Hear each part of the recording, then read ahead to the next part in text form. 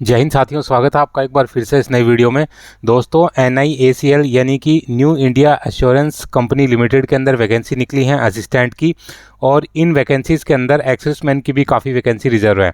दोस्तों, आज की इस वीडियो में हम देखेंगे कि ये किस ऑर्गेनाइजेशन में वैकेंसी निकली है, टोटल कितनी वैकेंसी हैं, एक्सेसमैन का एज रिलैक्सेशन क्या रहेगा, डिसेबल एक्सेसमैन इसमें किस प्रकार से अप्लाई कर सकते हैं, इसमें क्वालिफिकेशन क्या रहेगी और किस प्रकार से इसका एग्ज़ाम होगा। दोस्तों, सैनिकों से जुड़ी सारी खबरों को जानने के लिए सब्सक्राइब का बटन दबाएं और बेल आइकन को प्रेस करके ऑल का बटन दबाएं ताकि सारी लेटेस्ट जानकारी आपको मिले सबसे पहले। तो चलिए शुरू करते हैं वीडियो। तो दोस्तों, सबसे पहले बात कर लेते हैं कि ये NIACL है क्या। तो ये जो है एक सरकारी इंश्योरेंस कंपनी है। जिस प्रकार से सरकारी बैंक होते हैं जैसे SBI है, BOB है, PNB है, उसी प्रकार से सरकारी इंश्योरेंस कंपनियां भी होती हैं। शायद बहुत लोगों को इसके बारे में ज़्यादा जानकारी नहीं है, लेकिन मैं बता दूं कि एक नहीं दो नहीं, टोटल इंडिया के अंदर 57 सरकारी इंश्योरेंस कंपनियां हैं, जिनके अंदर जो मेन लीडिंग कंपनी है उनमें से ये एक NIACL एक कंपनी है। यानी कि जो टॉप 2 या 3 कंपनीज आती हैं इंश्योरेंस कंपनी, सरकारी कंपनी, उनमें से ये एक सरकारी कंपनी है जिसको कि हम NIACL बोलते हैं। तो दोस्तों, कुल मिला के काफ़ी बड़ी ऑर्गेनाइजेशन है और काफ़ी एक अच्छा जॉब, एक रेस्पेक्टेड जॉब आप इसको मान सकते हैं। आप जिस प्रकार से एक बैंक क्लर्क के जॉब को देखते हैं या एक CGL के जॉब को देखते हैं, उसी प्रकार से आप इसमें अपना जॉब देख सकते हैं अगर आपका इसमें सिलेक्शन होता है तो। और दूसरा, ये जो असिस्टेंट का पोस्ट है ये सेम क्लरिकल पोस्ट है। जैसे कि बैंकों में क्लर्क का काम होता है, बाकी डिपार्टमेंट के अंदर UDC और LDC का काम होता है, सेम उसी प्रकार से यहाँ पर इंश्योरेंस कंपनी के अंदर क्लर्क का काम रहेगा। और कई लोगों को ये भ्रांति रहती है कि इंश्योरेंस कंपनी में इंश्योरेंस बेचने पड़ेंगे या ऐसा कुछ करना पड़ेगा, एजेंट बनना पड़ेगा। तो वैसा कुछ इसमें नहीं है। आप एक परमानेंट एम्प्लॉय होंगे और आपका काम सिर्फ ऑफिस सेक्शन के अंदर ही रहेगा। जो भी एजेंट वगैरह होते हैं वो सारे सिविलियन होते हैं जो बाकी अलग काम भी करते हैं, और आपका जो काम रहेगा, आप as a permanent employ of insurance company रहेगा। तो दोस्तों, इसका जो शॉर्ट नोटिफिकेशन निकला है इसमें अभी बताया गया है कि टोटल जो 500 असिस्टेंट है उनकी भर्ती की जाएगी। इसके जो ऑनलाइन फॉर्म है वो 17 दिसंबर 2024 से स्टार्ट होंगे। फॉर्म्स को फिलअप करने की जो लास्ट डेट है वो 1 जनवरी 2025 है। दोस्तों, देख लेते हैं वैकेंसीज़ के बारे में। तो ये जो वैकेंसी आपको दिखाई दे रहे हैं पिछले साल की वैकेंसी है।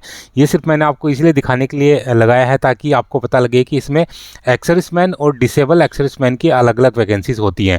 तो जब भी इसका जो वैकेंसीज़ रिलीज़ होंगी उस टाइम के ऊपर आने वाले, हो सकता है कि 5-7 दिन में, 7 दिन में, 8 दिन में ये वैकेंसी रिलीज़ हो जाए। तो उस समय हमको पता लगेगा कि कौन से स्टेट के अंदर और एक्सर्विसमैन की कितनी वैकेंसी है और डिसेबल एक्सर्विसमैन की कितनी वैकेंसी है। हाल फिलहाल के लिए ये अभी एक शॉर्ट नोटिफिकेशन ही आया है। दोस्तों, बात कर लेते हैं एज रिलैक्सेशन की। तो एक्चुअल में इसका जो सिविल कैंडिडेट के लिए जो एज है वो 21 साल से लेकर के 30 साल तक रखा जाता है, मिनिमम 21, मैक्सिमम 30 ईयर। एक्सर्विसमैन और डिसेबल एक्सर्विसमैन को इसमें छूट मिलती है। उनको अपनी प्रेजेंट एज में से अपनी सेना की सर्विस को माइनस करना है, प्लस उनको 3 साल और माइनस करना है, और उसके बाद जो उनकी एज है वो 30 वर्ष से कम होनी चाहिए। दोस्तों, इसमें मैक्सिमम एज का भी क्राइटेरिया है। आपकी जो मैक्सिमम एज है वो 45 साल से बाहर नहीं होनी चाहिए, अदरवाइज आप इसमें अप्लाई नहीं कर पाएंगे। दोस्तों, डिसेबल एक्सर्विसमैन के लिए इसमें लिख रखा है कि disable ex-serviceman who while serving in armoured forces of the union, यानी कि जो सेना में नौकरी करते समय डिसेबल हुए हैं operation against the enemy in disturb area. हाल फिलहाल में ये जो लाइन है ये कई नोटिफिकेशन के अंदर चेंज कर दी गई है। पहले ऐसा कुछ नहीं आता था, लेकिन अभी इनको चेंज कर दिया गया है। तो जो भी डिसेबल एक्सर्विसमैन की कैटेगरी में अप्लाई कर रहे हैं वो ध्यान रखिए कि जो उनकी डिसेबिलिटी है वो फील्ड एरिया की होनी चाहिए।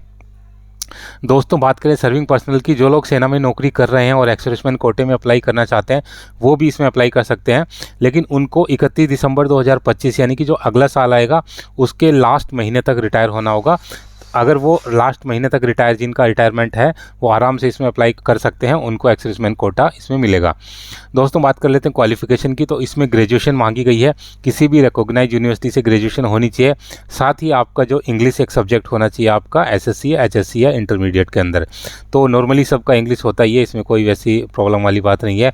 साथ ही आप जिस स्टेट से आप अप्लाई कर रहे हैं उस स्टेट की लोकल लैंग्वेज आपको आनी चाहिए। लोकल लैंग्वेज का आपका टेस्ट होगा आपका सिलेक्शन के बाद, और अगर आपको लोकल लैंग्वेज नहीं आती है तो आपको डिस्क्वालीफाई भी किया जा सकता है। तो ये आपको ध्यान रखना है कि आप जिस स्टेट से अप्लाई कर रहे हैं वैकेंसी देखकर उसमें आपको उस स्टेट का जो लोकल लैंग्वेज वो आना चाहिए। दोस्तों, बात कर लें फ़ीस की। तो यहाँ पर एक्सर्विसमैन के लिए 100 रुपये की फ़ीस रखी गई है। बाकी जो अदर कैंडिडेट है उनके लिए 850 रुपये की फ़ीस है। दोस्तों अभी देख लेते हैं सिलेक्शन प्रोसेस। तो इसका जो सिलेक्शन है वो 3 भागों में कंप्लीट होगा। पहले आपका CBT 1 होगा, फिर CBT 2 होगा, फिर LPT होगा। सेम वैसे ही होता है जैसे इसमें बैंकिंग के अंदर आपका होता है प्री मेंस एग्जाम और उसके बाद लैंग्वेज टेस्ट। दोस्तों प्री एग्जाम में देख लेते हैं कि यहाँ पर इसमें 3 सब्जेक्ट होंगे आपका, इंग्लिश, रीजनिंग और न्यूमेरिकल एबिलिटी। सेम बैंकिंग का सिलेबस है। इंग्लिश के 30 क्वेश्चन होंगे 30 मार्क्स के, रीजनिंग के 35 क्वेश्चन 35 मार्क्स के, और आपका न्यूमेरिकल एबिलिटी के 35 क्वेश्चन होंगे 35 मार्क्स के। इस प्रकार से टोटल आपके 100 क्वेश्चन होंगे जो कि 100 मार्क्स के होंगे। दोस्तों हर सब्जेक्ट के लिए अलग टाइमिंग है। तीनों सब्जेक्ट्स के लिए आपको 20-20 मिनट मिलेंगी। जैसे ही आपका एक सब्जेक्ट फिनिश होगा आपकी स्क्रीन पे ऑटोमेटिक दूसरा सब्जेक्ट फ्लैश हो जाएगा। तो आपको ध्यान रखना है कि आपको जो भी सब्जेक्ट है 20 मिनट के अंदर ही आपको करना है। दोस्तों 0.25 की नेगेटिव मार्किंग भी रखी गई, यानी कि 1/4 की नेगेटिव मार्किंग है इसमें। बात कर लेते हैं मेंस एग्जाम की। तो जो लोग प्री क्वालिफाई करेंगे उनको फिर मेंस एग्जाम के लिए बुलाया जाएगा। मेंस एग्जाम में आपके 5 सब्जेक्ट हो जाएंगे, English language, reasoning, numerical ability, computer knowledge और जनरल अवेयरनेस। इन सभी के 40-40 क्वेश्चन होंगे जो कि 50-50 मार्क्स के होंगे।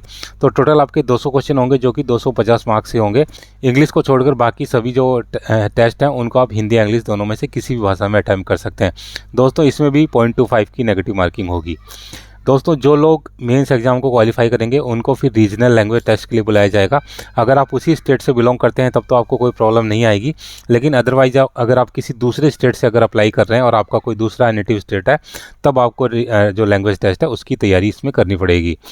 अभी देख लेते हैं कैसे इसमें अप्लाई करना है। तो दोस्तों इसकी जो ऑफिशियल वेबसाइट है http://www.newindia.co.in। तो यहाँ पर जाके आपको 17 दिसंबर 2024 के बाद से आप इसमें अप्लाई कर सकते हैं और 1 जनवरी 2025 तक आप इसमें अप्लाई कर सकते हैं। दोस्तों जॉब प्रोफाइल की बात करें तो जॉब काफ़ी बढ़िया रहता है। आप मान लीजिए कि जो बैंकिंग का जॉब है सेम वैसा ही जॉब है, लेकिन इसमें फ़र्क इतना ही रहता है कि जो इंश्योरेंस कंपनी के अंदर जो वर्क प्रेशर है वो काफ़ी कम रहता है, क्योंकि जो डायरेक्ट डीलिंग होती है कस्टमर की इतनी ज़्यादा नहीं होती जितनी कि बैंकों में होती है। बाकी सैलरी वाइज काफ़ी बढ़िया जॉब है और कुल मिला के देखा जाए तो ग्रेजुएशन लेवल के लिए one of the best job आप इसको मान सकते हैं। तो जो लोग भी ग्रेजुएट हैं उनको ज़रूर इसमें अप्लाई करना चाहिए। दोस्तों ये थी सारी जानकारी। उम्मीद है कि वीडियो आपको पसंद आया होगा। वीडियो अगर पसंद आए तो लाइक शेयर और सब्सक्राइब करना ना भूलें और बने रहें मेरे साथ इसी प्रकार के इंटरेस्टिंग वीडियोज़ के लिए।